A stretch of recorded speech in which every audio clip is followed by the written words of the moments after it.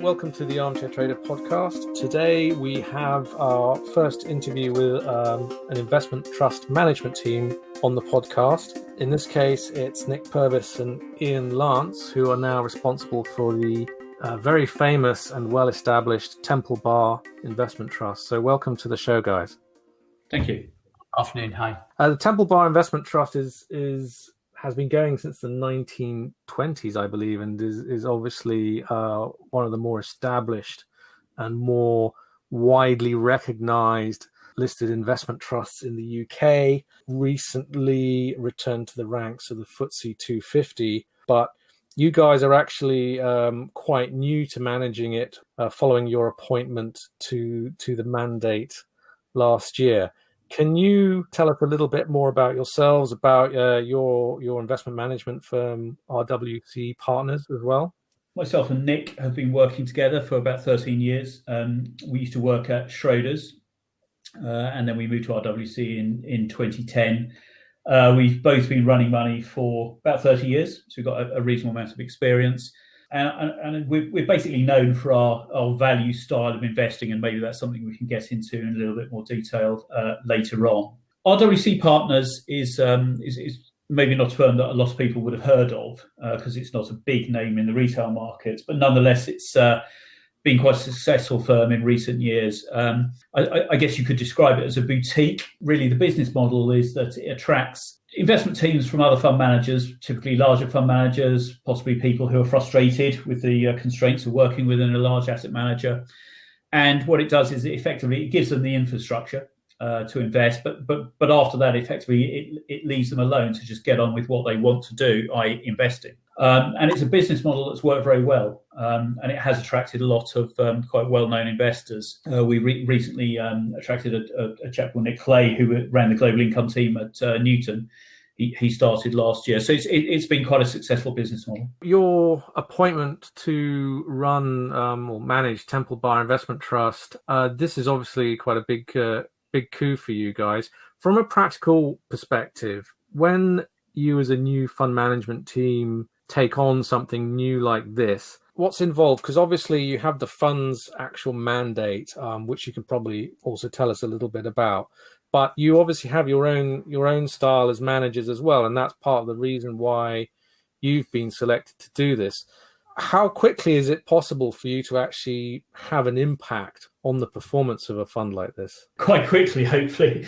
The reason that I laugh is because the trust is actually out 65% since we took it over, and obviously we'd like to think that we had a part to play in that impact. In the case of Temple Bar, the board actually made the decision that they wanted to stick with the value style. They decided they wanted to change the manager, but they decided they wanted to stick with an investment style. And therefore, when they came to decide a new manager, that actually put us in a reasonably good position because value investing has been a tough place to be for the last few years. There aren't that many value investors left around, and Nick and I are part of a very small club of value investors who've actually managed to keep their jobs in the last few years.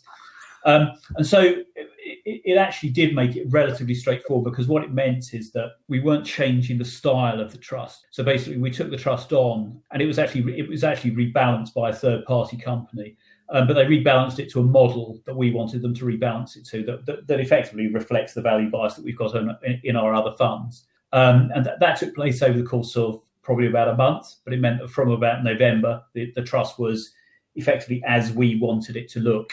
And as I say, so far so good. It had dropped out of the FTSE 250, but now back into it again, and re-establishing its credentials. Can you tell us a little bit more about sort of your value approach to investing, what you would consider to be the sorts of things you're looking for from a company you'd want to invest in? We believe and have always believed, and last year we felt a great example of this. We believe that investors as a group overreact to short-term changes in news flow, and obviously we go back to last March, a year ago. The market was understandably extremely concerned about the likely impact that coronavirus would have on corporate profitability, and it was a question in a lot of cases whether companies would have to raise fresh equity, and many companies saw their share prices more than half in the early stages of last year.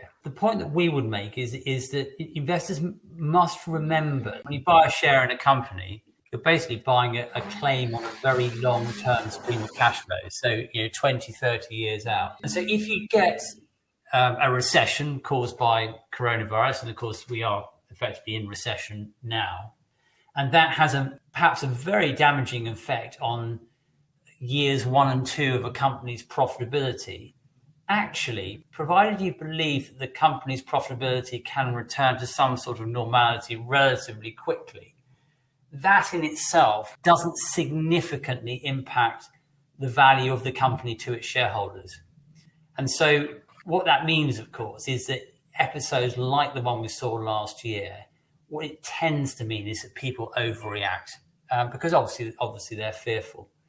And that often provides, and we actually feel that it did provide, opportunities for value investors such as ourselves who have a longer term time frame to come in and buy into companies whose long run earnings potential is being significantly underestimated by the market.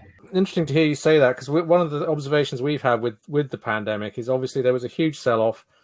Pretty much everything got sold off. Then the market seems to have broken up into 3 different sort of streams in terms of the returns you could expect. One being guys like Netflix, many of the tech stocks, but certainly stocks that would benefit from the presence of the pandemic, have come roaring back really, really quickly and achieved some amazing valuations. Then you've got the middle rankers, which are the stocks that are going to get back to where they are gradually, because the market can now see there is some kind of a recovery. There is now vaccinations going on, vaccine rollouts. So those are the companies that have sort of benefited in the medium term. And then there are those stocks that are still struggling because investors, while they might see the light at the end of the tunnel, they're just not convinced how close that light is really going to be. And I know you guys have picked up on some of those stories, one being the airlines and the other one being the oil industry, which had an appalling year last year, but where I think you believe there's actually quite some significant upside now. Of course, you're right. And it, of course, coronavirus has affected and will affect all sorts of different companies in all sorts of different ways. And of course, we have to try. You're absolutely right that some industries have not been impacted at all, and other companies being really quite temporarily affected, and other companies where the scars are going to take a lot longer to heal. You mentioned the airlines are probably a good example of actually where the scars will take some time to heal. I mean, I think people, obviously, it's very, very difficult to estimate how the airline industry might recover, but the airlines themselves seem to think that they'll return to sort of 2019 levels of profitability sometime in 2024. And of course, we have to make, when we're evaluating companies and trying to work out whether the very significant share price declines that we did see last year were an overreaction, we're having to obviously form a view as to how quickly profitability can be expected to recover, if it recovers at all. And of course, when you're making assumptions like that, those assumptions are subject to error. And of course, we will make mistakes. But I suppose one shouldn't forget, that the scale of the sell-off that we saw this time last year, the level of assumption that the stock market was making about these companies and their ability to return to some sort of normality, we think left plenty of scope for positive surprise further down the line. And so far, that seems to be coming to fruit. I guess the only thing that I'd add is that if you go back to actually before the pandemic, we'd reached a set of circumstances which were not dissimilar to those that we saw in 2000. In other words, there was one group of stocks, growth stocks, so in this case mainly technology companies, that the market just loved, and people had just decided that these were the future, and that basically you could just pay any valuation for them and it just didn't really matter. And then there was another subset of stocks, you could call them sort of old economy stocks or whatever, that the market just decided they were going to be the disruptive companies. You basically didn't want to own them no matter how lowly valued they were. And as I say, that was very similar to the circumstances in 2000. And of course, what happened in a few years following that? Well, the great set of companies, the technology companies, lost 75% of their value in the following 2 years. And the boring old economy stocks like tobacco stocks and utility stocks went on to compound at between 15 and 20% per annum for about the next decade. And so we'd already reached that sort of situation. And I think the pandemic just basically exacerbated that, because you're right. I think the market took the view that the beneficiaries of the pandemic and lockdown were again the tech companies, and so they have one final leg up to even more stratospheric valuations. And the opposite happened with the old economy stocks, the cyclical stocks, and so on and so forth. So to give you an example, NatWest Group, which used to be known as Royal Bank of Scotland, that fell to the same share price last year as it was on the day that the UK government had to step in and bail it out in 2009, despite the fact that it was holding 3 times the amount of capital that it was back then. The oil companies in October ended up on 9 to 10% dividend yields on their cut dividends. So these were truly amazing valuations that the markets threw up last year. Temple Bar Investment Trust, it's striking when we look at we analyze a lot of the investment trusts, including a lot of the top performers from last year. They are all in the same small number of about half a dozen big tech stocks. So it's quite refreshing to see an investment trust that is not owning exactly the same tech stocks as a lot of the other guys on the street. And you, as you say, your sort of top 10 portfolio holdings are definitely what I would call traditional old economy stocks. And it sounds like that's what you're backing, is that gradual recovery of the old economy stocks that have been just far too heavily sold for what it is they're actually doing. The problem with what we do is that in the long term, it's a good investing strategy, but in the short term, it's a lousy marketing strategy, because when people look at our list of top 10 holdings, most of the names make them feel slightly nauseous. So if I read out names like Royal Mail, which is our biggest holding, or Marks and Spencer's, most people's instinctive reaction is, "Oh my God, what lousy businesses they are." There are 2 things that sort of reaction tends to miss out. The first one is you just got to remind yourself that if you think that, probably a lot of other people do, and therefore possibly that is already in the price. The second thing is you've got to actually look at where the business is going, not where it's been. So you have to think about, actually, is this a business which has recovery potential for whatever reason? Might be the economic cycle, might be a new management strategy. And with a lot of our companies, although you might look at them and think that they are not, they don't have the same glorious business model as a Google or a Facebook or whatever, actually they are companies that have got quite a lot of business momentum at the moment and are starting from pretty low valuations. One of the areas we've done quite a bit of work on the Armchair Trader over the last few months has been the airline sector. And I live on the Gatwick flight path and have historically been used to looking up in the blue sky and seeing tons of vapor trails. These days, when it's a nice day, you're lucky to see one right now. We hear a lot of stories of hundreds and hundreds of pilots who are still kicking their heels on furlough. We had a call this morning where a wealth manager was questioning, will there be a return to the old days of business travel? What's your take on the airline sector? Because that's something that a lot of investors, we can see the data. There's a lot of investors who are really interested in airline stocks, and they really see this as a big recovery story. But at the same time, we're not really seeing yet a return to the travel. It looks like the pandemic is very much in control, and even when that stops, the question is, will we see guys like Ryanair, EasyJet, IAG, will it really get back to where they used to be? We actually, that's your point at the beginning, which is that the fact that of the coronavirus victims, if that's the way you want to describe them, the market seems to be taking quite a different view with regard to different companies being more generous in some sectors than perhaps it is in other sectors. We actually think that in the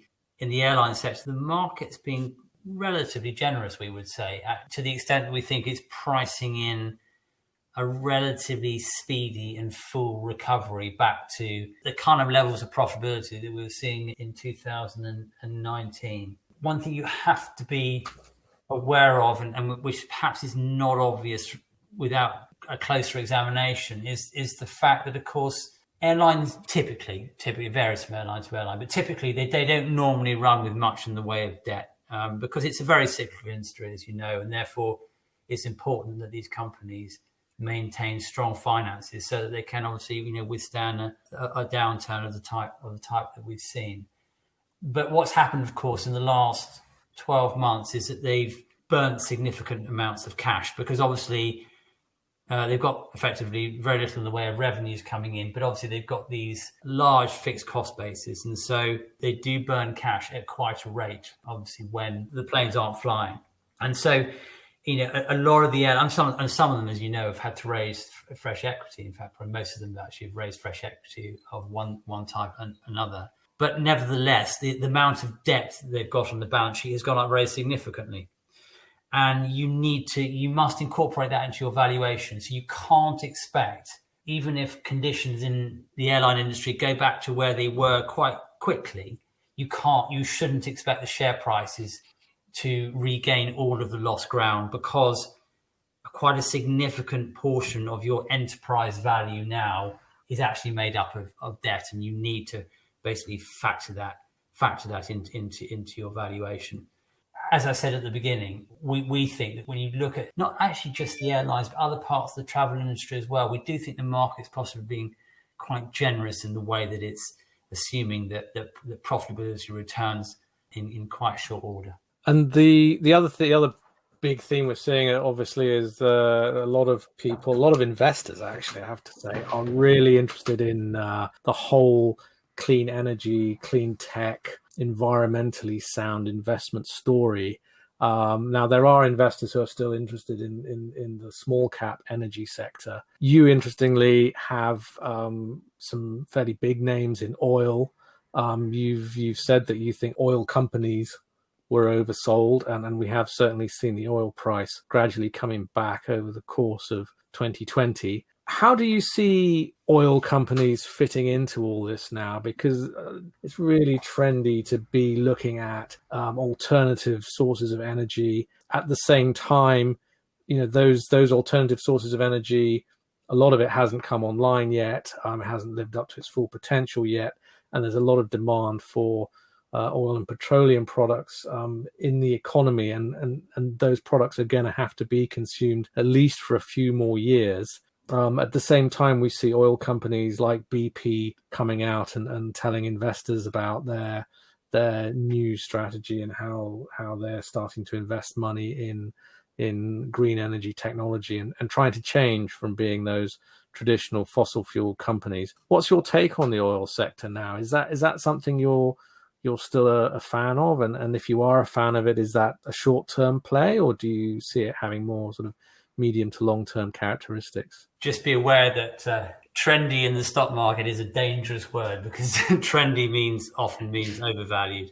I'm afraid we think that there is significant overvaluation in some of these new energy companies. Returning to the sort of traditional energy companies, I think a very important point to make to start off with is that we all recognize the climate emergency. We all recognize that greenhouse gas emissions have to come down very significantly in reasonably short order if we're going to have any chance of meeting the stipulations of the Paris Climate Change Agreement, which is obviously to limit temperature increases to 1.5 to 2 degrees above where they were in pre-industrial times. Very important to make the point that possibly after a slow start, the energy companies themselves really get this now. And you're probably aware that many governments, aren't they, are putting out targets for when they as an economy want to get to net zero. I believe in the UK, I think the target is for 2050. And likewise, the companies themselves, so certainly all of the European integrated energy companies have now put out targets to get to net zero carbon emissions by 2050, which, as I say, is in line with where we need to be to limit global warming to an acceptable level. They've set out their roadmap. They've not only put out their targets, but said how they're going to get there and what that is going to look like in economic terms, how are the profits of the business likely to evolve in the meantime, dependent, of course, on the oil price.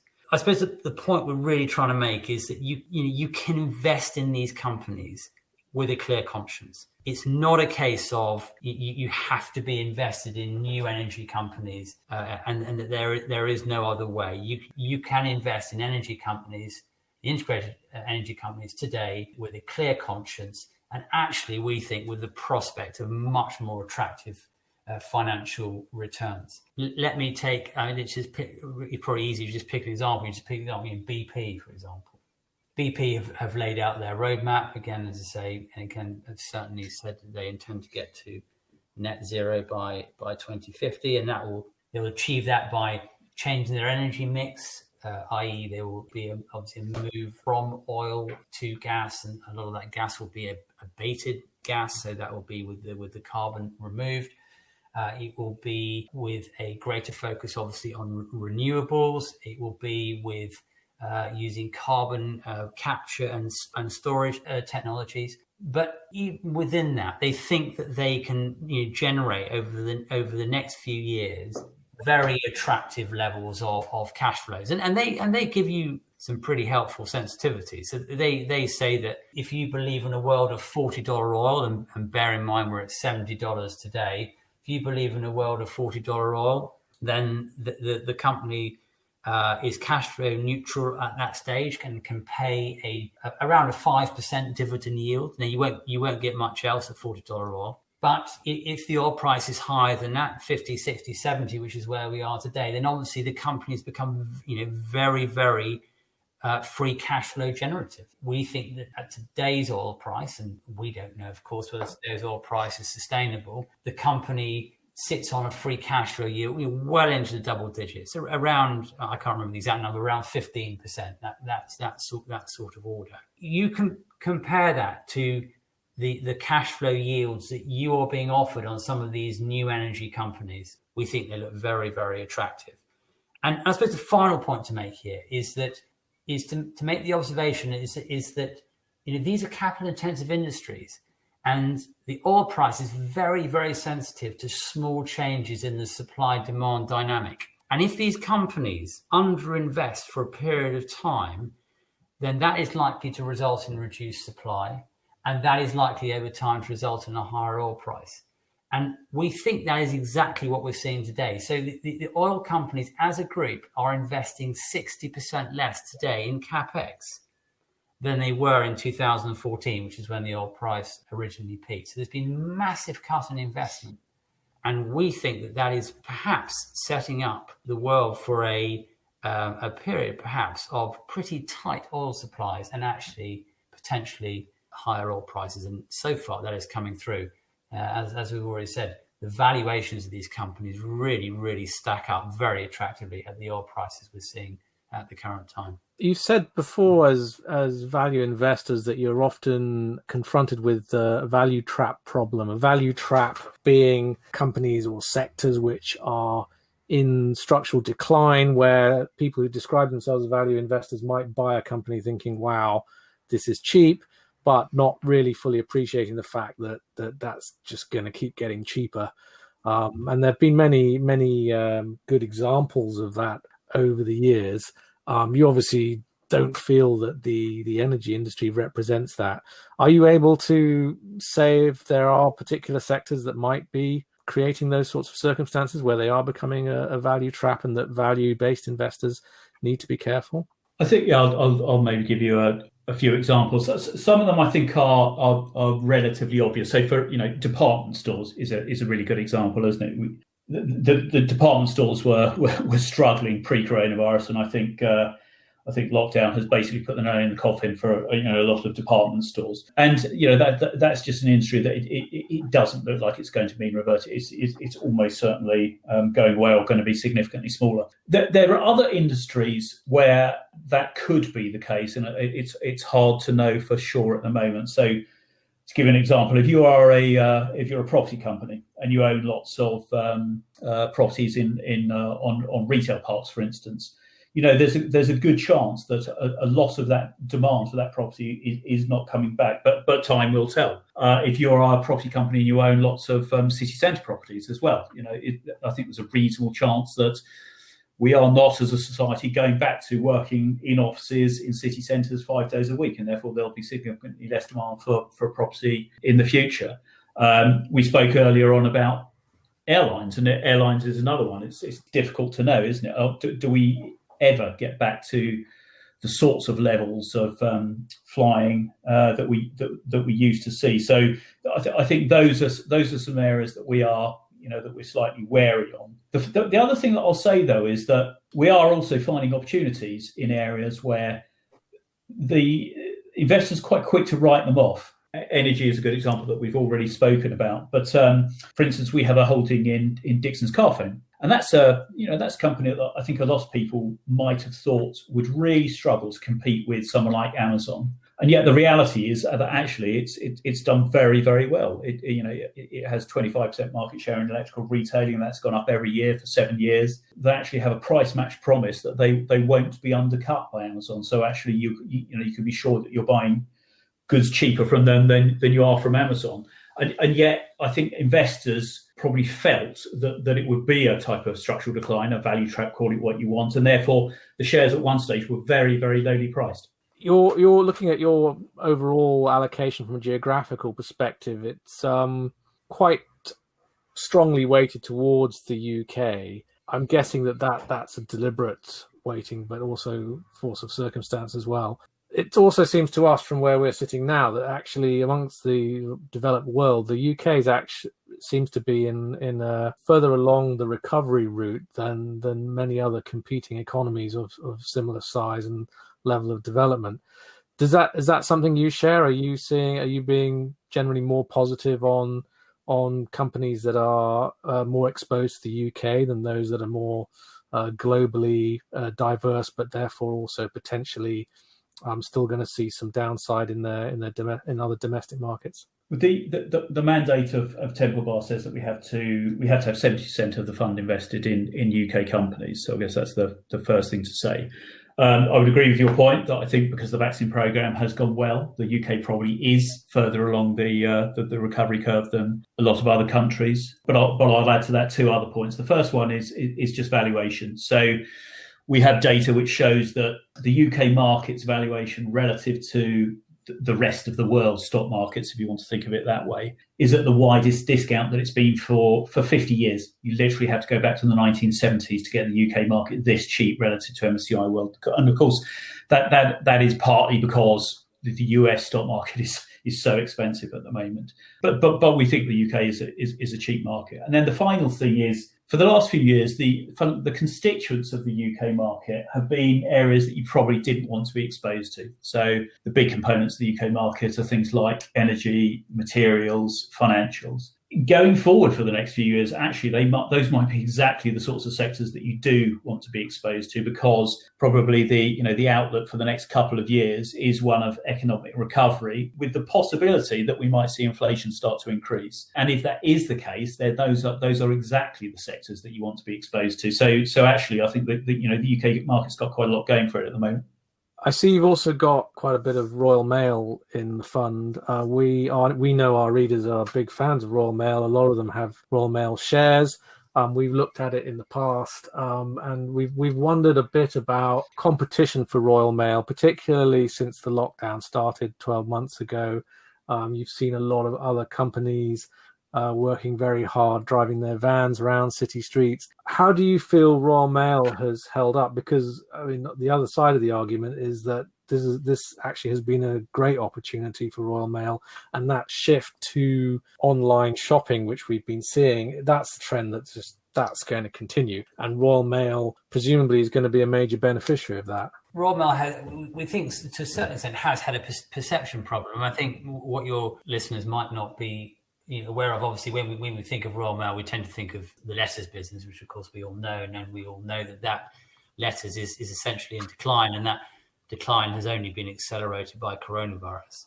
And I think that's ultimately is what led the market really in the spring of last year to sell the shares down very aggressively. What many investors perhaps don't realise is that actually Royal Mail has a 50% market share in UK parcels, which is an incredibly strong market position. And as you rightly say, parcel volumes have gone up very significantly the last 12 months.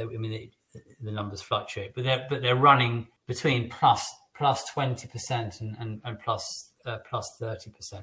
And Royal Mail Sales have obviously been putting price increases through as well. The company has there's been no doubt about it, has benefited very significantly from coronavirus. It actually just last week put out a trading update in which it said that for this year, it's got a March year end, by the way. So for the year to end of March of this year, it thinks it's going to deliver 700 million of operating profit. And that's on a company with a market capitalization, even today and even post the reasonably strong share price rise that we've seen from a very low base. The market capitalization today is around 5 billion. Is there an unsustainable element to the level of increase in parcel volumes that we've seen during lockdown? Probably, as and when lockdown comes to an end, will we expect to see some sort of resetting of parcel volumes downwards to a more normal level?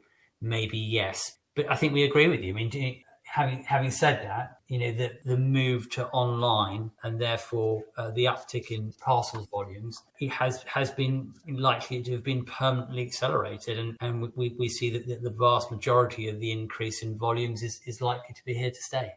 As value investors, and obviously with your strong UK focus, last year, I know you weren't managing the investment trust throughout last year. You've only taken it over more recently. But this environment, from a value investment perspective, this must be like a once in a generation, or potentially even a once in a career event for you guys. And it's something that you'll be telling your grandchildren about one day. Oh yes, you remember the great value opportunity market of 2020-21. I guess the way that Nick and I have been describing this is that we've been doing this for about 30 years. We think that we've seen two other situations similar to this. So one was 2000 post the TMT bubble. The other one was sort of post the financial crisis. And this is the third one. So that, they certainly don't come around very often. Maybe once in 10 years or so, and they're basically brought about by a sort of just a massive dislocation within markets that actually leads people to almost panic, actually, and to sort of sell shares at almost irrational prices. If you can remain calm during those periods and actually exploit them rather than get panicked by them, you can actually, put yourself together a portfolio which actually you could then just sit and leave for a number of years, and effectively you just harness those gains. That was certainly the case post 2000. It was again the case post financial crisis, and it sort of feels like it's going to be the case again today. Nick, I don't know if you want to add anything to that. Nope. No, it's right. Very, very wise words indeed. Yeah, no, I would probably agree with you, having worked as a journalist through both those previous crises and particularly the 2008 financial crisis, when it seemed like the whole financial system was about to melt down and people were just dumping stocks like it was going out of fashion. I think that there's an expression, isn't there, that you make most of your money in bear markets, you just don't realise it at the time. Yes. And I think that's probably a fair comment, actually, because it's only those sort of big shakeouts that give you the chance to buy stocks at just incredible valuations. Fantastic. Well, thank you, Ian Lance and Nick Purves of the Temple Bar Investment Trust. Thanks very much for your time, guys. You've been listening to the Armchair Trader podcast. To get up-to-date commentary on what's happening in the share markets, both in Europe and North America, and our views on some of the emerging investment stories in the small cap space, make sure you check out www.thearmchairtrader.com and sign up to our free daily newsletter.